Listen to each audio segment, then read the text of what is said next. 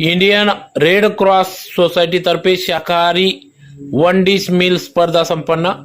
याबाबत वृत्त असे की आज दिनांक 8 मे 2024 रोजी सकाळी 9 वाजता गरुड संकुलामागील रेड क्रॉस सोसायटीच्या कार्यालय या ठिकाणी इंडियन रेड क्रॉस सोसायटीतर्फे शाकाहारी वन डिश मील स्पर्धा घेण्यात आली। सदर स्पर्धा या रेड क्रॉस दिनानिमित्त घेण्यात आली।